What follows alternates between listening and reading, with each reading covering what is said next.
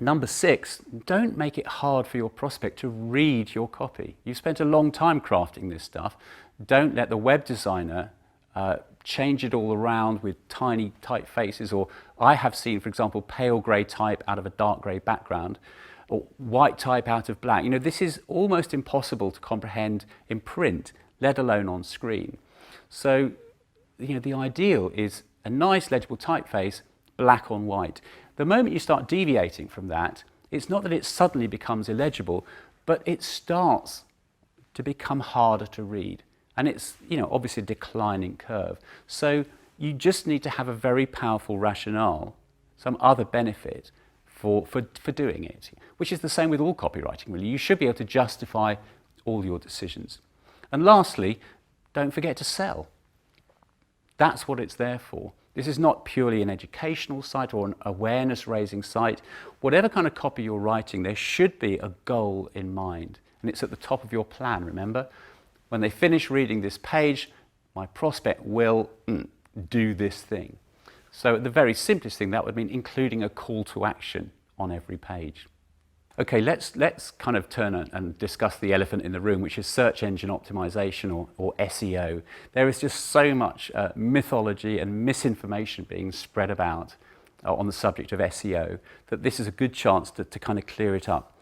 The first thing to say, keyword density is out of the window. It's completely discredited as any sort of technique for improving your page rank on Google or, you know, any of the other search engines. There's no arbitrary percentage of text that needs to be keywords.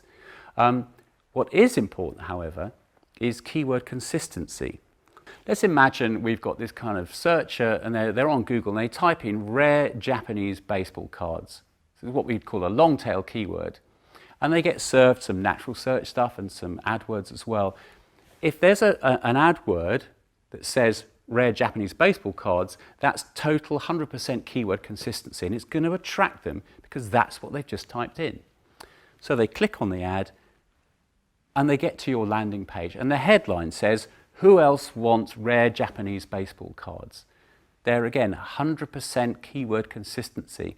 And this is this kind of narrow, this sort of gossamer thread that is attracting your prospect to you, and you're keeping it nice and taut by using the same keywords all the way through. We can also use keyword variation. So we would think about singulars and plurals and similar words and synonyms. We talked a little bit earlier in this course about synonyms. But you don't want to get carried away with all this kind of stuff, because if you've done your research and your preparation and you're writing in detail about the products and services you're selling, you should naturally be using the kind of optimized copy that Google will find very easily and your prospect will find very interesting. So I think it's time for an exercise. Let's turn to exercise 31 on writing SEO copy. So you've got your download ready, I hope. We have a passage of typical web copy. It's not particularly bad, but it's not particularly good, and it certainly isn't optimized for search. And what I've given you underneath the passage is a list of the keywords that I want you to include in the text. So your job is to rewrite that passage using the keywords, however you want to do it, in a way that you feel is more optimized for search engines. And maybe as a secondary test that you can run, use that technique we've been discussing right the way through this course, read both versions out loud and just get a sense of how they differ.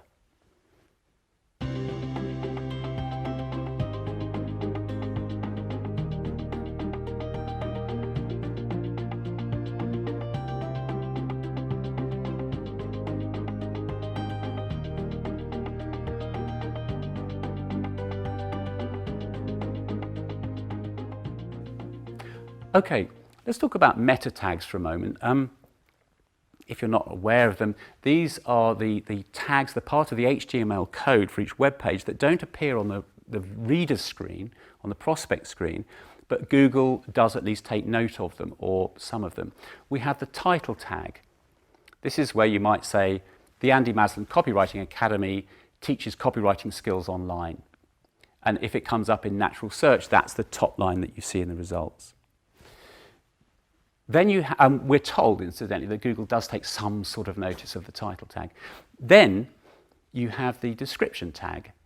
This is a slightly longer piece of text that might say something like, over 10 weeks, the Andy Maslin Copywriting Academy will take entrepreneurs, marketeers, and copywriters through a structured program of learning for online and offline copywriting.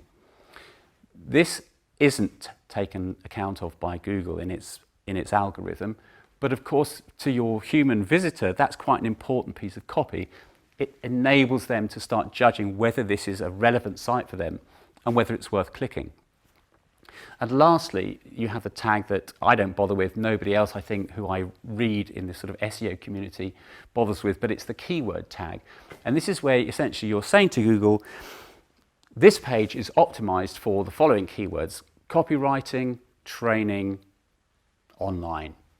And then you're sort of forced down that route of trying to include those 3 keywords in your copy. The most eloquent blog posts, the most detailed white papers I've been able to find on the subject essentially say, ignore all of that, it has no impact on search. But given that it does have some impact on your prospective customer, it's worth definitely writing those tags, certainly the title and the description tags. So I think on that point, let's run to exercise 32 on writing those meta tags. And I'd like you to write the title tag and the description tag for a page of your site. And I think it's a bit of fun. If you set them so they look like the natural search results in Google, just take them out of context on a white sheet and see how they make you feel. If you were a potential visitor to your site, would they attract you?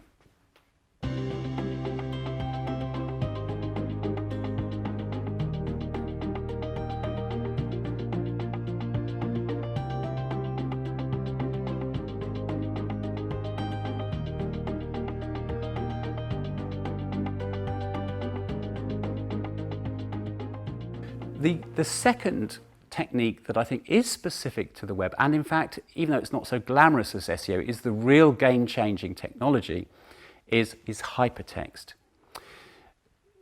But we need to think very carefully about how we use it. It comes from the academic tradition of citations, and rather than simply refer to or cite another website or publication, with the advent of the web, academics could actually direct the reader straight away to it, and they could go and explore that as well.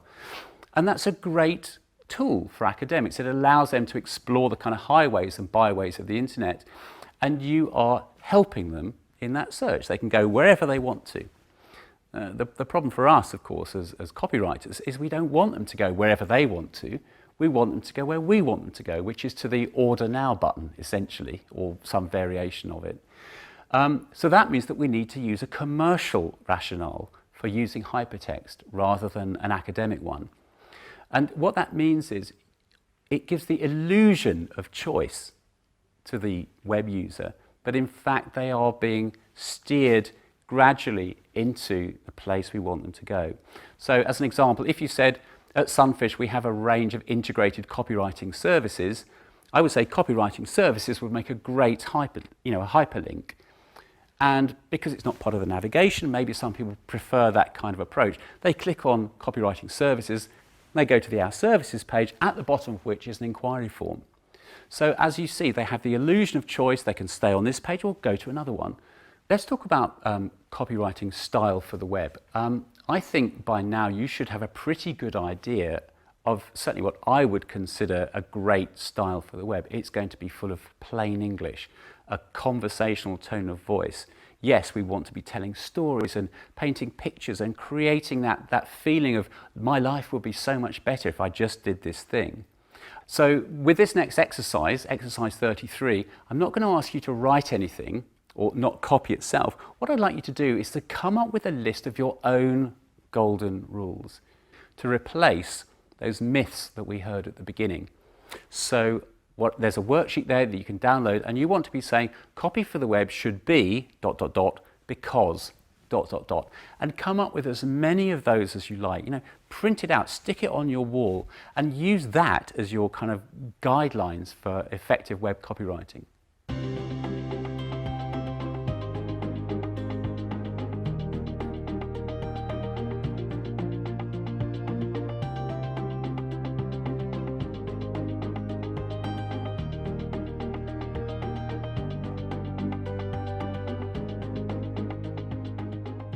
Okay, let's talk about email copywriting. And first of all, I want to ask you a question. What is the old school piece of copywriting that's been, if not superseded, then certainly accompanied now by emails? And yes, the answer is the humble sales letter, the direct mail letter, the mail shot. I think in some ways a lot of the old rules apply, but let's just work through what we need to think about for email copywriting. Number one, think about first of all, part 1A, the from field. Now this is ignored by a lot of people, it's just kind of automated. This is your chance to do a little bit of stealth selling. I could send you an email that says from Andy Maslin, or I could send you an email that says from Andy Maslin, genius copywriter. And people are doing this all the time. I mean, I think that's maybe a little bit over the top. The second thing though is the subject line, and I know that everybody agonizes over the subject line, as they should, because it's a headline. We've already talked a lot about headlines and how difficult they are to write. There's no hard and fast rule. I can share with you the results of some testing that we've done. For example, including our recipient's first name seems to improve open rates. Including, funnily enough, the words David Ogilvy always increase open rates. He's just, a god for lots of people in our kind of world. But I've seen research certainly that says that ultra short subject lines work very well. So a one-line subject line, one-word subject line rather, like lunch ? But equally and particularly for opted-in emails, so newsletter lists, that kind of thing, that 70 to 80 characters plus also seem to improve open rate over something in the middle. We are told, and I kind of think this is true, and particularly now with smartphones and the prevalence of Blackberries and so on, that you should keep your subject line to round about 40 characters, including spaces. And also, because of the way that people scan their inbox, where they will look downwards rather than scanning left to right. If you've seen heat maps of inboxes, there's a kind of shape like this. People aren't really even reading past the first word of a lot of subject lines. So anything that's important, anything that's relevant, a kind of keyword, needs to go at the beginning of the subject line. Even if you're sacrificing a little bit of elegance, it's worth it in terms of grabbing the reader's attention. Number two, do we go for HTML or plain text?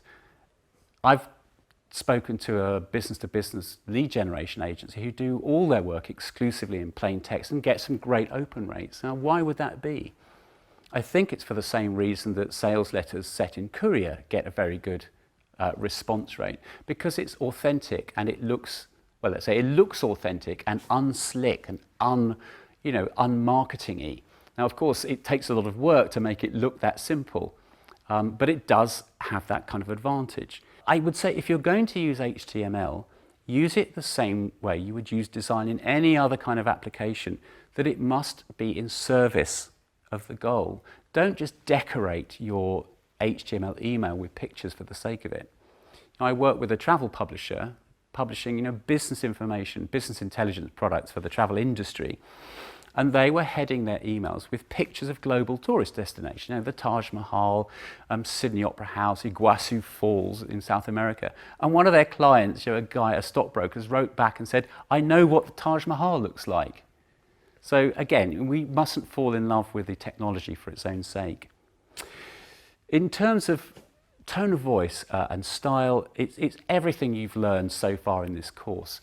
An email is perhaps even more than a letter these days, a personal, an intimate, a conversational mode of communication between two individuals. And you would do well to replicate that tone and style in your commercial copywriting. Just look at the emails you send and receive as an individual human being.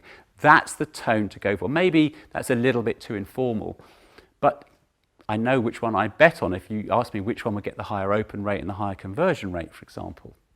Number 5 is to think about spam filters. These cause a lot of copywriters a lot of anxiety, needlessly, I think. The key word, the word that gives everyone the most problems is free. And the assumption is that the mere inclusion of the word free in an email is going to trip some spam filter and your email is going to go straight into the spam folder. No, it just doesn't work like that. I've looked at the kind of algorithm, all the factors that Spam Assassin uses, which is kind of one of these engines that powers a lot of spam filters. And nowhere in about 300 plus factors does it say that the word free on its own is a problem. It's a problem if you start mixing up with other things, but not on its own. And in any case, there's a threshold with spam. It's not like the moment you use spam, it's an on-off type of thing, spam, not spam. It's in combination with other things. So I think the rule of thumb here is if you're not a spammer and you're not acting like a spammer and writing like one, then you won't get treated like a spammer. Number 6, is selling possible? You know, I've been assured, I think often it's the same people who tell us that writing for the web is different, incidentally. Who will say, well, obviously you can't sell with an email. And I think, well, obviously you can. And the example, like the story I always like to tell is a friend of mine who ran his own company, big financial services information company. He wrote, this is about mid-90s, a very long, rather clunky email with a Word attachment, and sold £1 million worth of business information products. I think it was 20,000 words a pop, and he sold 50 copies of this database. Unfortunately, he wrote it, not me, because I would have loved to have said that was my story. But it does rather scotch this idea that you can't sell, you can only do lead generation. You can do whatever you want, you might have to work rather harder at it. And lastly, and to return to a theme that I've covered over and over again in this course, A/B testing. Rather than having an opinion and then letting your actions be guided by your opinion, why don't you take an opinion and use it as a hypothesis for testing? Split testing on emails is the simplest thing to do in the world. You can do it in real time. We do it on every monthly membership newsletter we send out to make sure that out of 2 options, we always get a higher response rate, the highest that we can, open rate, I should say. So if in doubt, run an A/B test, and that really stops any arguments.